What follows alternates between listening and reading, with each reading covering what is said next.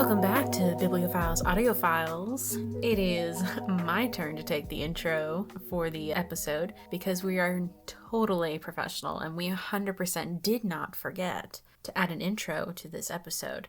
So that's why it's my turn. Anyways, today we have a very, very special bonus episode for everybody where we interviewed the lovely and wonderful Carla Swafford, the author of the Circle series. We had a really great time having a conversation with her, so sit back, relax, and listen to our little chat with Miss Carla Swafford. All right, so Alyssa is desperately in love with you, so I'll let her start with the first question. Oh, it's nice to be loved, I tell you. Especially as a writer, you get to the point where you feel like everybody hates you, and nobody loves you no more. So it's always nice to hear. And I will tell you that I don't care who the author is. I don't care if they $1 billion, Rawling even.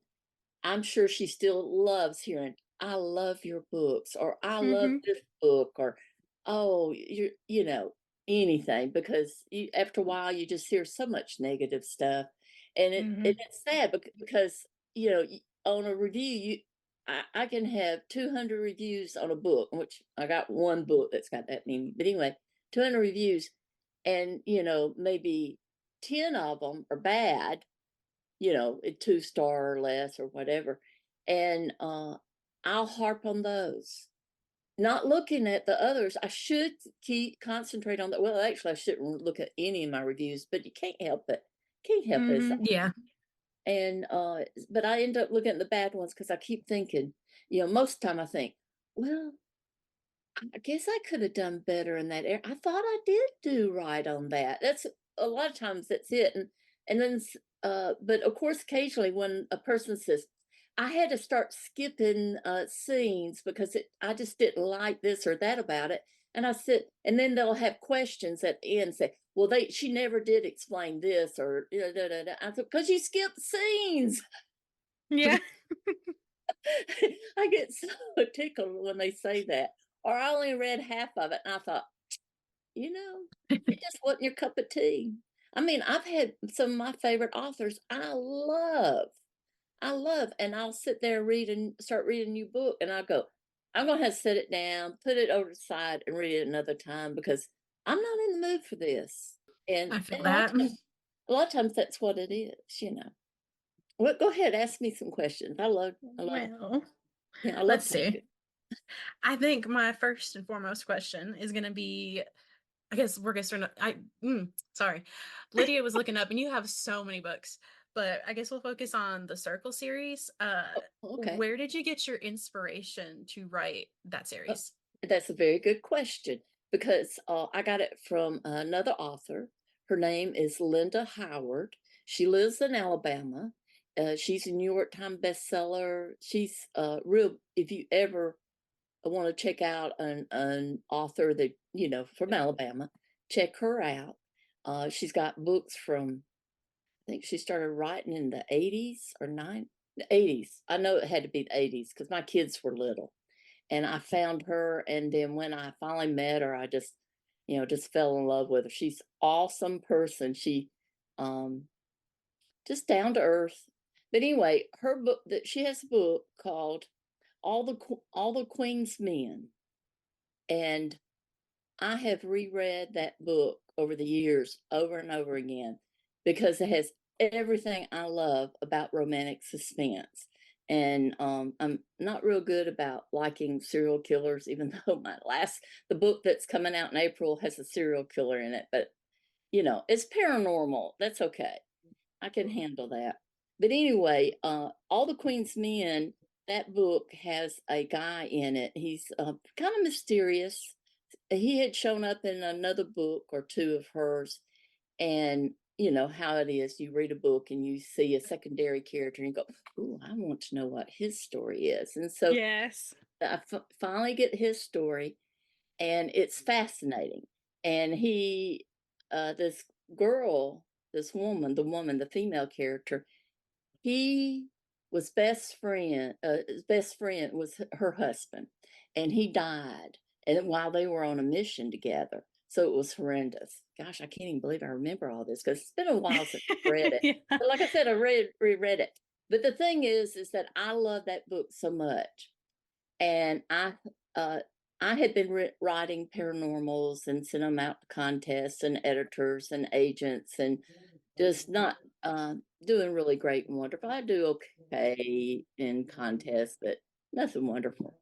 But anyway, so somebody says, after I'd written like, I don't know, 3 to 5 paranormals, I said, apparently, I just don't know what I'm doing when it comes to paranormal. I got to do something else. And they said, well, write what you love. And I'm thinking, I need to write a romantic suspense because I love that book. And a lot of her books, she's got a lot of romantic suspense books. But that was the one that really kicked it off. And I thought, I'm going to write about a female assassin. And at the time, I'm sure there were other authors writing female assassins, but I hadn't read one. Mhm. And not the one, if they were killing people, it wasn't the kind of assassin I wanted in my book. Yeah. And all the time, every book I would read at that time would have the guy just had a sorry childhood, and he was just all broken inside. We still see that, which is fine because I love those too.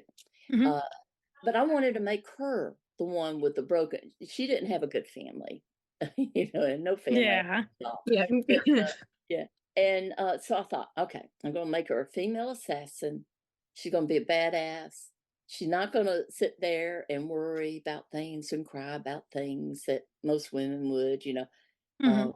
So I decided I wanted her to just handle all these situations cool. She's a cool cucumber. Mhm. And then the guy, though, at the time, I was watching the film Nikita, the original one from on USA channel, the USA thing, and the blonde-headed Nikita. And I loved Michael on there. That soft voice and, very commanding, you can just imagine him being in a very busy room and he'll say something and everybody would listen. Mhm. So I wanted my character Colin to be like that Michael. So those were my inspirations, is Okay. to write that, and I was lucky enough that it got attention. Yeah. Yeah. I know that within I want to say the first 2 pages was when I was like, you know what? I've never read a book like this, and I'm in love with it already. So it was very, very quickly. It was within the first chapter. Yeah, yeah, and I had to soften it because when I sent it out to contests, everybody, judges kept saying, I do not like the heroine. She's horrible. She's just horrible. I'm sitting there going, you gotta give her a chance. You Yeah. gotta understand where she's coming from. This is who she is. And in every book, every character that you read, even the bad guys, you gotta give them a chance because everybody's got a layer. Even the Mhm. bad guys. Bad guys have got to believe in what they're doing. And the reason why they're doing it is because either they're trying to make the world better in a wrong way, or Yeah. have been done bad and they want to get back at people, or they just want to make money and they want to take because they were poor, or maybe once they were rich and their family kicked them out and then they were poor and they never want to be poor again. You know what I mean? And so everybody's got a layer and you got to give somebody a chance. So I always say, at the beginning, if you don't like the heroine and hero and but you were interested in a blurb, keep trying because Yes. you're surprised what will turn up and how, because that's character growth. That's what you Mhm. got to have, is character growth. My first Yeah. question is, do you have more books in the works? Oh, yeah. Yeah. In Well, fact, good. I got 2 right now that I've been working on, and I've got to quit doing that. It's just not good. I have Mhm. one that's about a billionaire, and we all like those a-ho billionaires, and and I like, and the girl. Here I go again.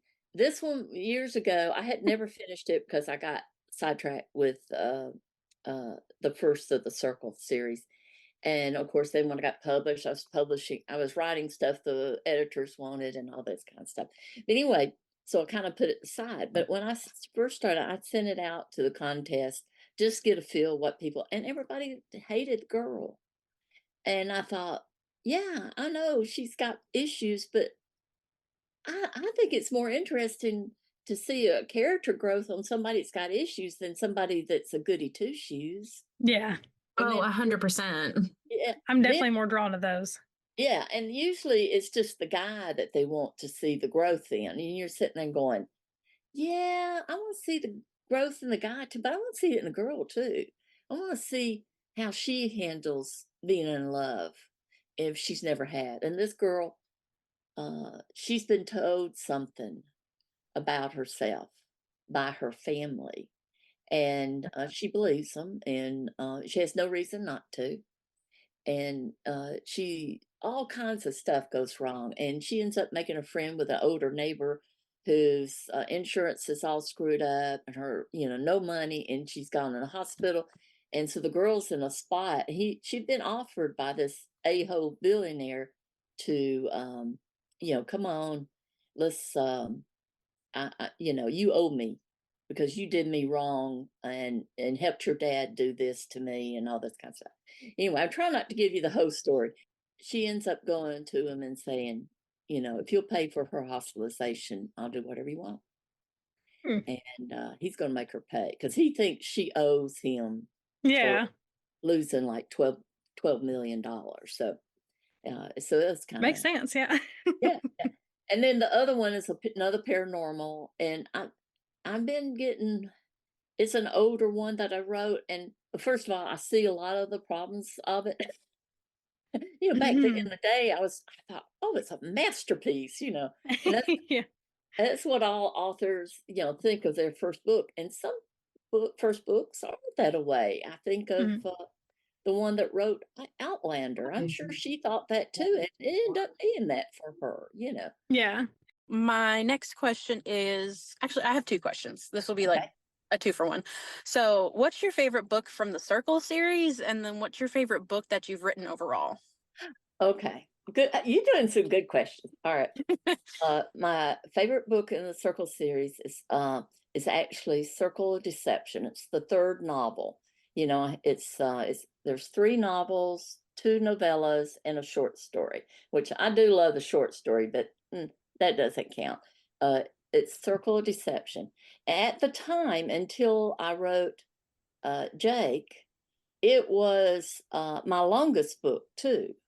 I usually write between 60 and 80,000 words, but on Deception, a whole bunch of stuff happened. 1, my computer broke down.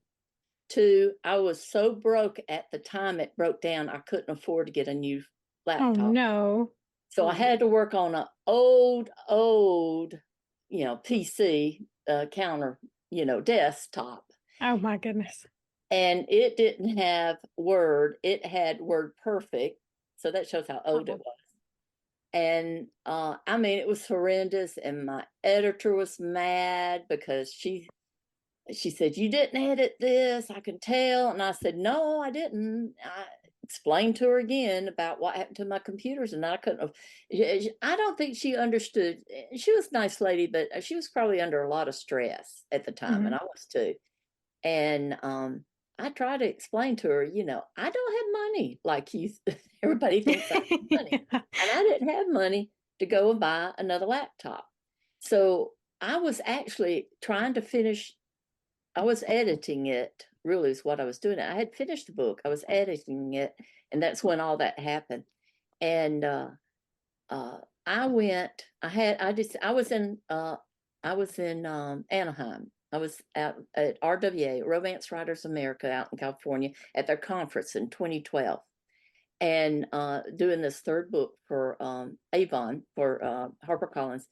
And I had a choice at the time. I had flown out there by myself. I had a few friends there, but I was wanting to do the literacy signing. I had never done a literacy signing. I wanted to do literacy signing so bad, and I'm so thankful that I got to do it.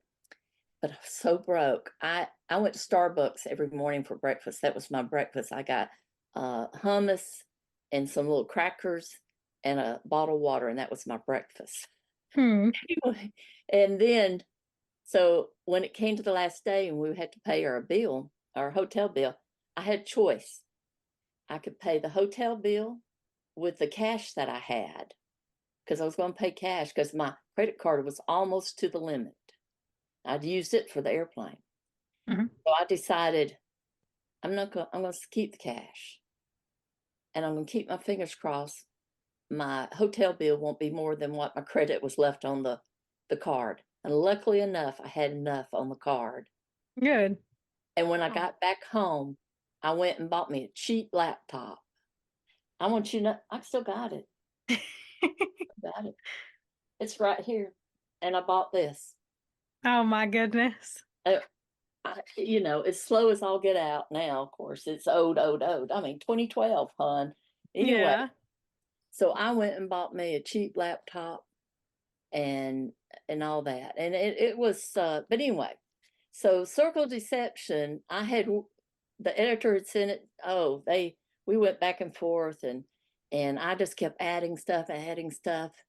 And so I was so proud of that thing because I worked hard on it. Mm-hmm. I went through a lot to finish that book.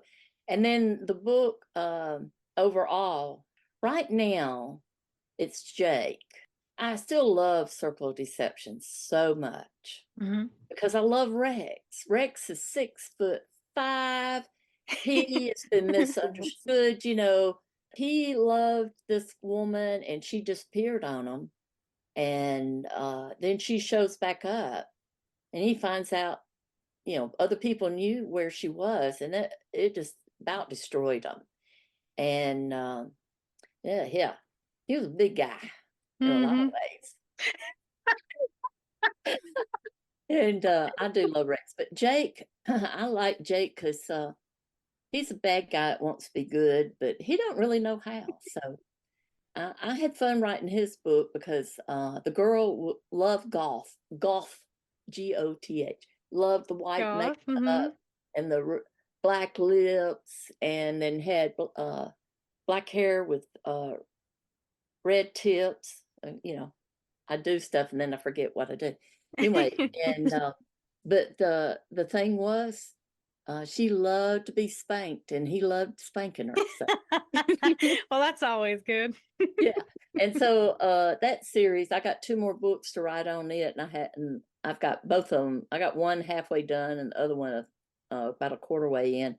And each of them have is 3 brothers, and they all have kinks. So, and I had a hard time thinking of the second guy's kink because I didn't want to be how do you say it, stereotypical, as in he's half Asian. I didn't want to do blonde. And so so he's a little bit of there's a little reverse harem going on in that book. Oh. Yeah, so that's his kink. He likes to do girls with somebody else with him, Oh. his best friend. That's pretty common nowadays. Yeah, it is more common Yeah. now, but it's still a kink. Mm-hmm. I think there's like a lot of like I think Lydia and I are in like a whole bunch of like book groups on Facebook, and there's a lot of people who always ask for recommendations for reverse harem Yes. stories and all that. So it's definitely really popular. Yeah. I've been reading all kinds of books, you know, for years and years, and I always loved them when they did that. It was very rare. You rarely could come across a book like that. And there was a publisher over in England called Black Lace, and I don't know if y'all remember RT, which was book reviews. Book reviews, is that what they end up calling themselves? It used to be called Romantic Times. Anyway, it was a magazine, and in the back of it they had little ads, and they had one on Black Lace. When it was how did they say women writing for women, and I went, oh, I'm kind of, you know, I came across one of them. I don't know how, maybe at a conference or something. And so I ordered some and got them mailed to me from England. Oh my And goodness. yeah, and that's where all my money went. Anyway, and oh yeah, it was good. These guys, hey, anytime you can have more than one guy in love with you, that's awesome. In the books. Mm-hmm. I don't know about it in real life. Oh, I don't know about real life, but in the books, it's great. Yeah, it's just like the spanking thing. In the book, it's hot as all get out. I probably get ticked at my husband and hit him. Probably would too. So you never know. What is your favorite genre to read of books? It varies. I read only romance. I'm telling you, I used to read celebrity bios, biographies and Mhm. stuff. I did enjoy those. But now I just don't. I feel like I don't have time because between writing, I had to give up something, so I gave up that. So I just write. I mean, I just read romance, anything with romance in it, and sometimes I've been known to read the Amish ones, and one of the reasons why I like reading some of even the Christian romance is because it teaches me how to write without having sex in it. Yeah. I mean, they the point where at the end they may kiss. Yeah. Yeah. So kind of like a slow burn kind of deal. Yeah, and the sexual tension without even touching, Mhm. you learn things from other authors that way by reading those kind of books. So on odd occasion, I read those, but most of the time I do read. I guess the majority of what I read is paranormal. I really love werewolves, Omegaverse. I read that. Oh, Alyssa introduced me to those last year, and I am in love. Yeah, Yeah, she made fun of me for that, and I now did she's for a like, I solid get it 2 now. months. Well, I've I only ever read fantasy. Like I was not allowed to read romance or paranormal growing up. oh Like okay. I was allowed to read Harry Potter, and that was it, pretty much. Oh wow, it's good that you was able to read that. Yeah. Yeah, I know. I was raised by a very Christian mother. So now I read pretty much anything I get my hands on at this point. Well, I used to teach Sunday school and everything, and to adults, and Mhm. I did teenagers for a while, and then adults, and I prefer teaching adults. Mhm. And then when I finally decided, I was in my early 40s, and I said, if I'm ever going to get published, I need to concentrate on it. And I knew at the time I was writing paranormal, and I loved vampires. I still, in fact, the book coming out in April is a vampire book, and vampire drinking blood is, that's a no-no in the Christianity world. Mhm. And I thought, Yeah. I don't need to be teaching Sunday school if I'm going to write that, because that'd be kind of sound hypocritical, which I know it's pretend. I know it's not real, something that's not real. Mhm. But some people take it, very, very serious. And I would never want to hurt anybody and get them upset. Religion's having a rough time as it is right now. Yeah. So that was in 03, and I thought, I'm just going to have to quit teaching Sunday school. I'm going to have to concentrate on this. This is I'm passionate about. I love it. I love writing. I love romance, and I love paranormal. So I'm going to do that. But oddly enough, I write mostly romantic suspense, and I do read a little bit, but I don't read any of the biggies anymore, except for Linda Howard. But she's semi-retired, so she doesn't write as many books as she used to. And uh, but yeah, I'm all the Okay. time reading. I'm on Kindle Unlimited, and Mhm. but I was looking at it a little while ago. A lot of the books, how you can get 10 at a time, Yeah. and majority of them show like 70% read, and then I stop Mhm. because I've already solved what's going to happen. Yeah. I mean, I'm not even talking about the romance. I'm talking about whatever suspense. The I rest know of it, what's going to yeah. happen. And lately, we was having so many cliffhangers, which each to their own. My oldest daughter loves to read it, and she says, "I doesn't bother me. I go straight to the next book." I said, "What makes me mad? Because I want it to be finished by the time You I want a get to the end of happily the ever book. after. Yeah. Yeah. And I want it done. I want that mystery solved and the romance. I know that they're going to live happily ever after. I don't want to go to the second and third and fourth and fifth. Yeah. And I have. And I've always been disappointed because usually what happens if they're just going to do a trilogy, and maybe I'm bad about it too. Maybe I'll do a cliffhanger one day. I don't know. But is that the second book to me usually is a throwaway. Is Mhm. nothing really happens in the second book. It's the first and third book. It's a trilogy. Mhm. But when they go, to the 12th book, I'm sitting there going, really, I'm not liking these people anymore because they're boring to me. Yeah. To Yeah, I me, think there's definitely a limit. yeah. Oh, for And sure. but a lot of readers love that so that they know what world they're always in when they're reading Yeah. the book, and that's okay with them. That's okay with me. Mm-hmm. It ain't for me to read. I want Yeah. it. I want one and done. When it comes to a Yeah. book, yeah, I it can only be like them done. like that if it's a fantasy series and I'm Yeah, completely hooked by the first book. If the yeah, first book hasn't sold me, I can't read the rest of them. yeah. And that's what's so sad is I know like my circle series, they're standalones, but there is a little thread in it. Mm-hmm. In fact, there's two threads, and most people don't see the second one. Um, but a lot of people won't like the first one, and they won't even give the second one or the third one a try. Or if they Yeah. did like the first one, they go to the second one. Maybe the second one turns them off, and they won't go to the third one. So by Mm-hmm. the time the third one comes along, I'm like I had like 200 something reviews on the first one, and the second one I had like 100 and something reviews, and the third one I had 20. You know, Oh, and yeah. but and I think third one's the best one of all, and it solves a lot of stuff too Mm-hmm. that people don't realize that it's gone through it. But it should still people should not be confused or anything Yeah. in it. Yeah, we really like doing the standalones. Like series are great, but for the podcast, we try to avoid doing series because that's several episodes worth. So Yeah. we really appreciated the standalone aspect of this. Okay. Good. Yeah. Although I do plan on reading the series. Like that's Oh yeah. 100% my plan.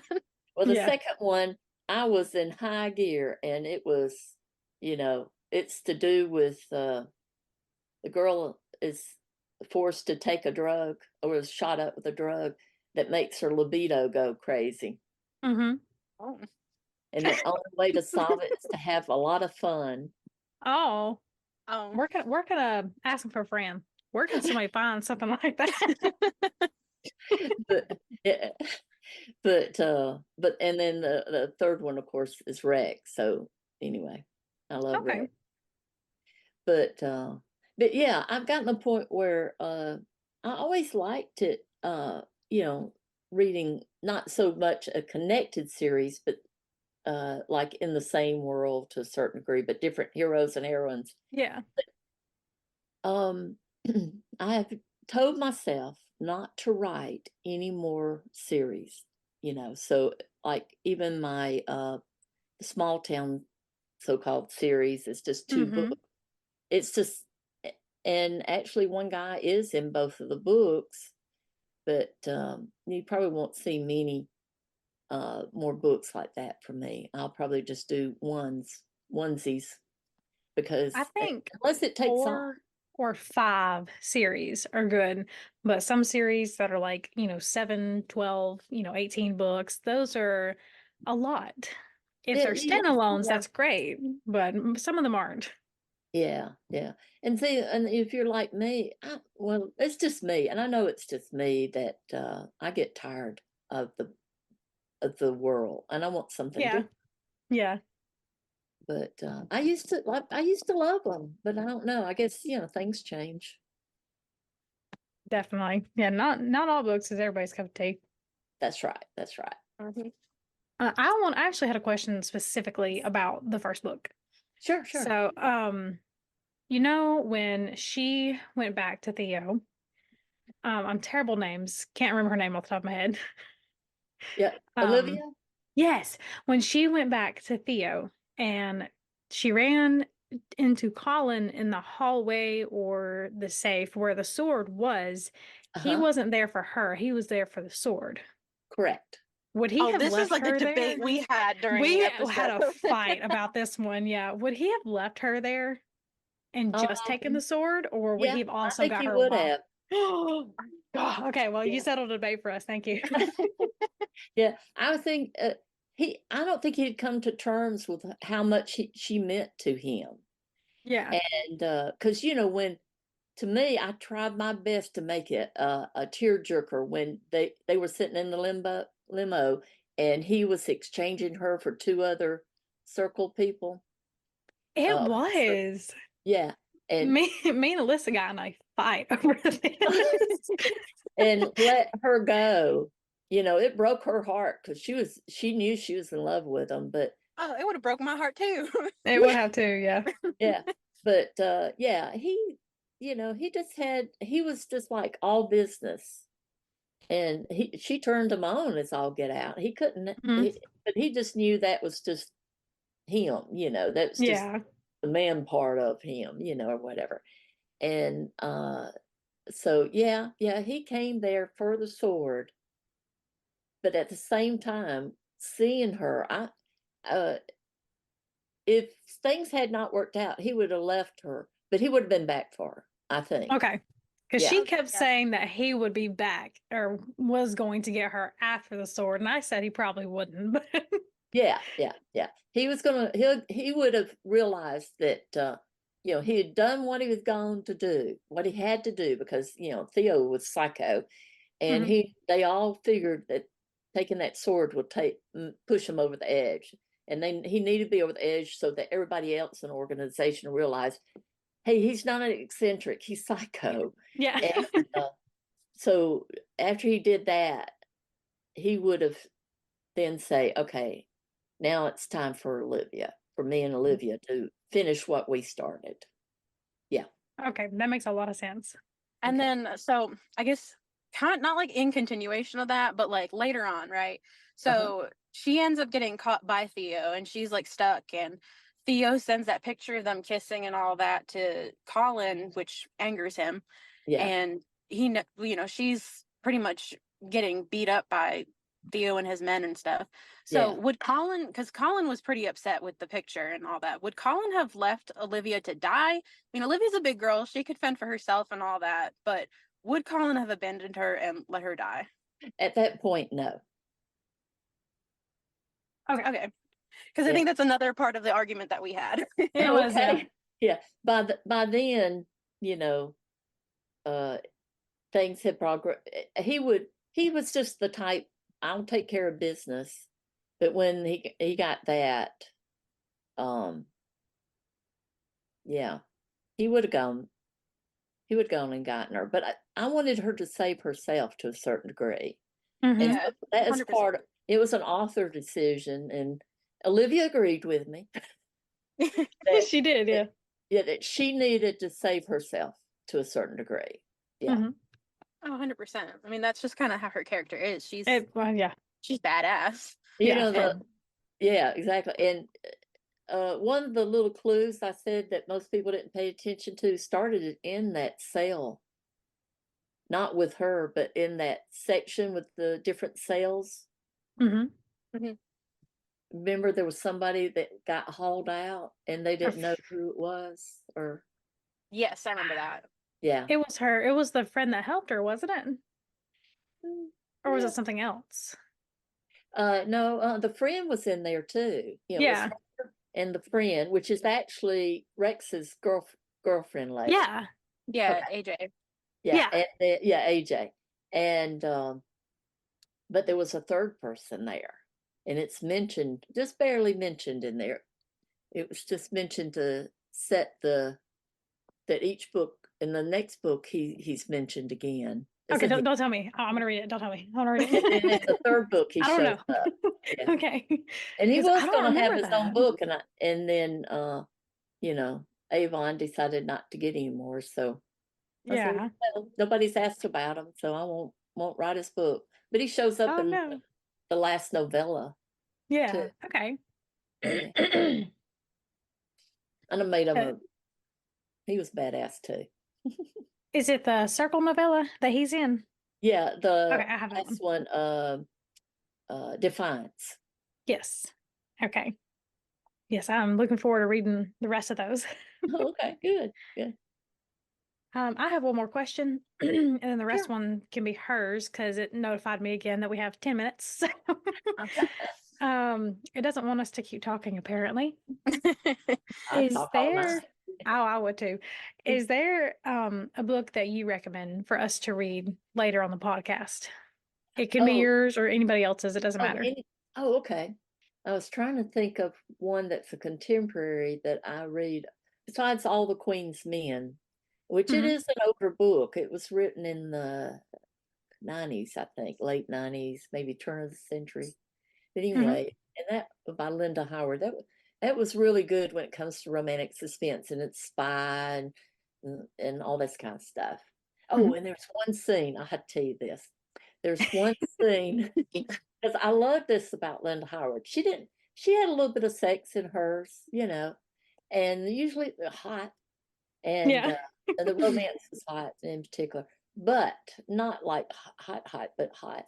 And there was one scene in which they were doing something to this office in this mansion, and they're in there and they hear footsteps or something like that. So he says, "Come here, let's get on this couch and let's pretend we're making out, and we're drunk and making out, and they'll just think that's what's going on." Mhm. And he ends up taking her underwear off, and he says, "I'm trying to be convincing." Sure. And all that stuff. And then they start kissing, and they get a little carried away, and before you know it, it went, "Oops, I didn't know I did that." And Oh my goodness. when I read that, I thought, "Oh, that was so hot." But as I kept thinking about it, I thought, I'd have killed him. That would have been, but that was funny too at the same time. It was That's really awesome. kind of relieved the tension some, by Mhm. way of, worrying about they're going to get caught. Yeah. But that's one of the things I liked about Linda Howard is because her books, whenever there was a sex scene, every one of them it was so different. Whereas Mhm. one book had it on the balcony, another one had it in the foyer on one of those little thin tables. One was on a wrestling mat. Risque. I can't believe I remember all this stuff, but you ask me tomorrow, I won't remember nothing. But that's good. But oddly enough, even though I read a lot of paranormal, I do read a lot of historical too. I don't know why I forgot that, but I read a lot of historical, all kinds of history. I love Middle Ages, but it's hard to get ones that I really enjoy. But there is, I'm trying to pick because I do have several that I reread. There is one, it's by Lorraine Heath, and I can't think of the name of it right now. Wouldn't you know? It's in the other room, and I had two copies. What's so funny? She writes for Random House, and that's where my last traditional published books were at Random Houses. In fact, two of them are still there, and with Random, and I met her there, and I knew my sister loves Lorraine Heath's books, Do you and remember what it was about? yeah, it's it's set kind of like I think it's like more so at the Victorian time. And these three brothers, how it's always three brothers. I love that. These three brothers, when they were little, they tried to escape this guy that was trying to kill them. They'd already killed their parents and was trying to kill them. And they went their separate ways, and they took their youngest brother to a workhouse, and they felt like he'd be safer in that workhouse. And he was a little plump and a little, a little bit of a spoiled person. Well, fast forward, he's grown, and this, oh shoot, and now my mind's just gone blank. I knew it would. I knew Is it a series or is it a standalone? it's a series because it's about the three brothers. Is Let it me The see if Lost I can Lords of find it. Pembroke? I think that's pretty close to it. There's a Duke, Lord of Temptation, Lord of Wicked Intentions. Wicked Intentions. That's it. Okay. All right, It's I found it. Yep. Blue Yes. cover. Yeah. That one. Do you see the blurb? 3 young heirs imprisoned by an unscrupulous uncle escaped to the sea, to the streets, to faraway battle, awaiting the day when they would return to reclaim their birthright. Yeah, and he's been waiting for his brothers all these years. Yeah. And but that girl, Evelyn Chambers. yeah, she something happens that I can't remember now. Something happens in which he ends up taking care of her, you could say, in a way, and becomes his mistress or whatever. But he can't stand to be touched. And so many things happen. At first, you don't really understand what's going on. And I really didn't run it for you. Don't worry. Many things going on. And you just feel so sorry for him because you can just imagine he felt like he was deserted by his brothers as far as he was concerned. They went off. One became a pirate and the other one, I think, a military, hero or something like that. And here he was put in a workhouse and he was so mistreated. And now he owns, I think it's a nightclub. So yeah, it's been a while since I've read it, and I've read it so many times now. You're gonna have to read it again now. Yeah, I need to. I love that book. And then there's several others that I reread on occasion because I just love so much. And I even have audios. I'm like everybody. I go, if I read it on ebook, I'll go and buy the paperback. And then I'll go and buy the audio and listen to it over and over again. You gotta have a book trophy. That's right. Okay, Alyssa, do you have any more questions? Yeah, I've got like 2. So my first one is one we actually asked Bob McGo, and I think we only asked him, but I think it's the one I want to ask all the authors that we talked to, which is, what advice do you have for anyone who's wanting to write a book? Oh, okay. Just like what you probably hear a lot. Write what you love reading. Be sure to do that. And if, like me, I love paranormal, but I realized something was wrong. Something was going on wrong. Maybe it was too much paranormal out there. So then I said, well, I love romantic suspense. So I started writing it. And apparently I got in the right area. And so write what you love. Don't expect it to be perfect because you'll never finish it if it's perfect, because you won't ever get it perfect. I mean, I don't know an author yet who is satisfied with their books when they get finished, because I can tell you every one of my books, I could go in and fix things again, because in my mind, certain things need fixing. But no, you've got to get to the end, and then you can edit it again and edit it again if you need to, but you got to let go. If you're editing and you really still really hate it or whatever, go write another book. Yeah. I wrote 11 books before I got published, and number 10 was the circle. And I called it Out of the Shadows at that time, and Avon changed it. But yeah, just keep on writing. Probably one of my last few questions, because you attended the Summerton Book Fest. That's how we met you. Do you plan on attending it again this year once they pick a date? Yep. Once they set the date, I'm gonna write it in, write myself in there. I love it. I enjoyed it. Everything was wonderful. And I got to meet y'all. Yeah, I know. It worked out pretty good. We're pretty great. That's right. I agree. We met a lot of really nice people over there, and it was a really good experience, and they did a really good job. And I think this is something everybody has been saying that we've talked to about it, is that they, for a first time kind of like event for them, it went really, really well. Yeah, usually it's kind of chaotic, people trying to figure out what, different things, but they handled it very well. I was very happy, and the crowds, it was wonderful how many people came and everything. Yeah. And you wouldn't think it for such a small town, but it had a really good turnout. Yeah, it did. I think everybody was ready for it. And another lady that was there said that she was going to do something about with hot authors who write hot, Oh, the I know exactly who you're smutology. talking about it. Yeah, yeah, that's it. I was kind of looking forward to that too. Mm-hmm. I think she said that her issue was trying to find a place to do it. Yeah, I would imagine so.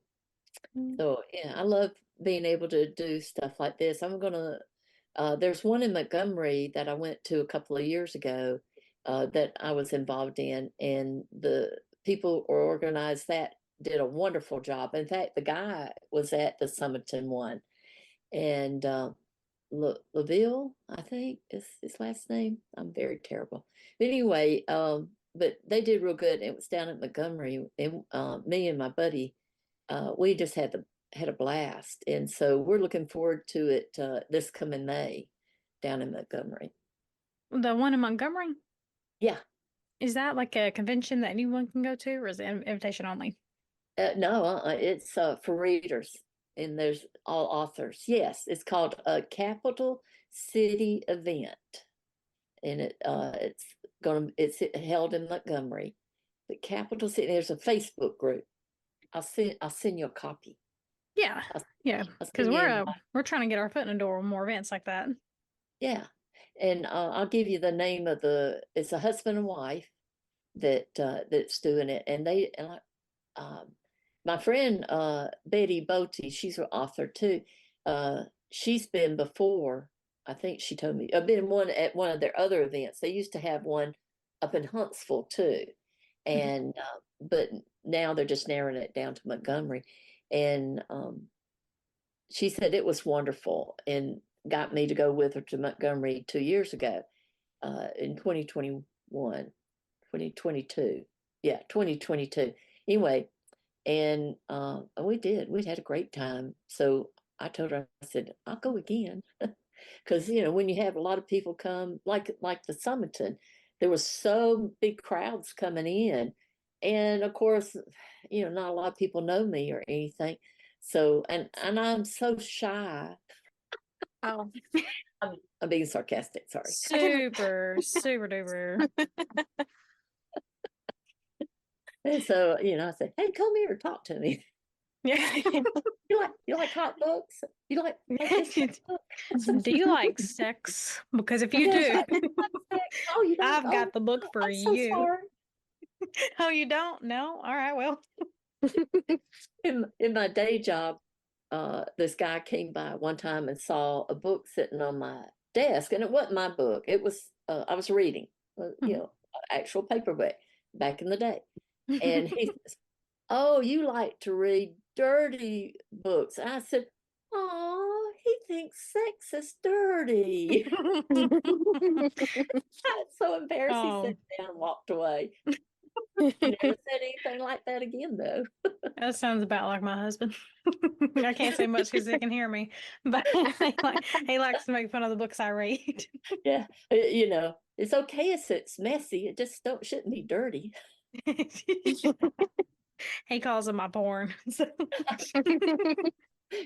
He benefits from it. He doesn't know. He does. He don't even know it. That's right. Is there anything else that we didn't talk about that you might want to add, or any questions for us or anything? No, I just enjoy listening to y'all on Spotify. Well, thank you.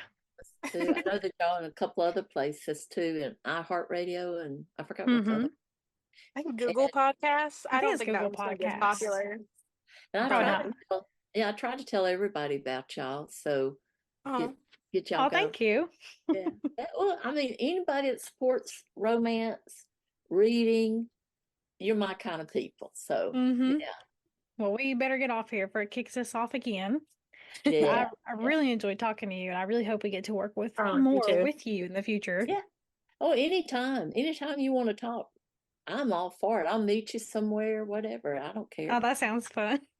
Okay. Well, you have a wonderful evening, and thank you for talking with us. You too, ladies. I tell you, y'all special. I'm looking forward to seeing you again or talking to you again. Us too. Thank you so much. Sure. Bye. Take care. Thank you for tuning in to this bonus episode of Bibliophiles Audiophiles. If you would like to send us recommendations, you can do so via the Bibliophiles Audiophiles email, which is biblioaudiopod@gmail.com, or you can DM us on Instagram, which is at biblioaudiopodcast. And on top of that, we got a website where there is a variety of different things. We have episode blogs that highlight some different key things from our episodes and links to episodes, and there's merch, and by merch I mean one piece of merch, but that's besides the point. There you can check that out. The website is biblioaudiopod.com, and we'll see you in the next episode. Bye-bye.